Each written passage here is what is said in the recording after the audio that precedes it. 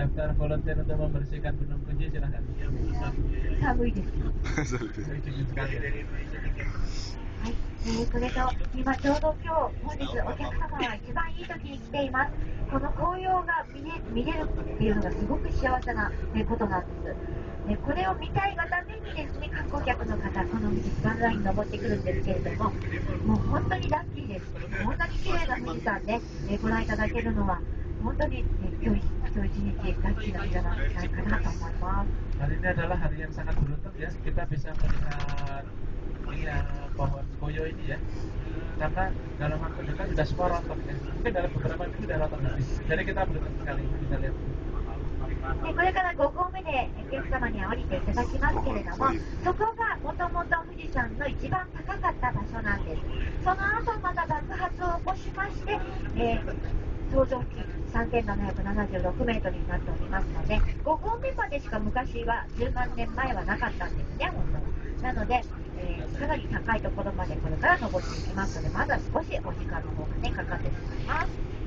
Jadi tujuan kita akan ke Gogome ya. Gogome itu 100 tahun 100.000 tahun yang lalu itu adalah puncaknya Gunung Fuji. Ya. Tapi sekarang karena Gunung Fuji sudah meletus berkali-kali jadi menumpuk-numpuk, jadi sekarang aja di tengahnya aja. Tapi sebenarnya itu dulu adalah tempat yang paling tinggi dari Gunung Fuji. あと富士山には途中にたまる水がありません。池は池、そして湖はみんな下に行ってしまいます。ご覧いただきますと、池がないっていうのにも気がつくと思います。なぜないかと言いますと、富士山は、真冬の間、雪が多く積もります。そのてっぺんに積もった雪、それをですね、一生懸命今吸収をしています。雪解けのお水がですね、春になりますと下の方にずーっと斜面に沿って流れてくるんです。目には見えません。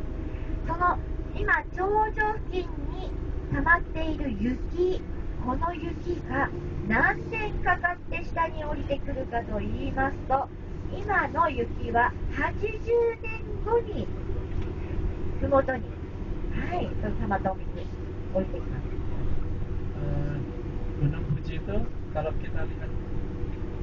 lihat di sekeliling kita ini ya, tidak ada sama sekali danau ya atau kolam ya. Itu karena apa? Karena kalau musim demikian ini airnya itu disimpan oleh Gunung Fuji di atas kan ya, itu dalam bentuk salju ya. Nah, nanti pada saat musim semi itu akan pelan-pelan mencair, kemudian akan mengalir ke bawah.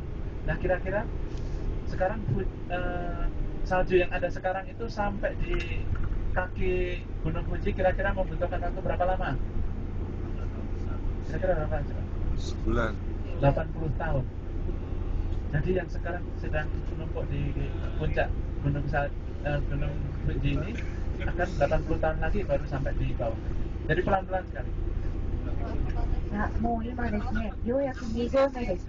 ここが今2合目、1596メートルまで上がってきております。1596 meter ya.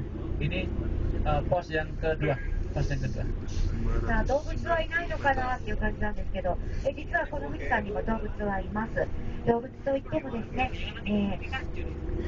お猿さんは実はここには住めないんです。お猿さんはいません。その他の動物だったらいます。例えば鹿とか、その他イタチ、あとですね、小動物でリース、その他クマ、お猿さんだけは住んでおります。Di Gunung Fuji itu berbagai macam hewan ada, hanya ada satu yang nggak ada, adalah kera.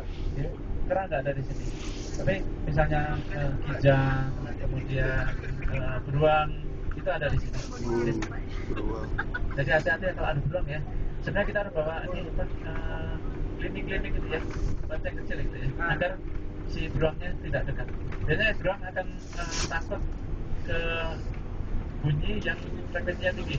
Jadi lonceng kecil itu ya.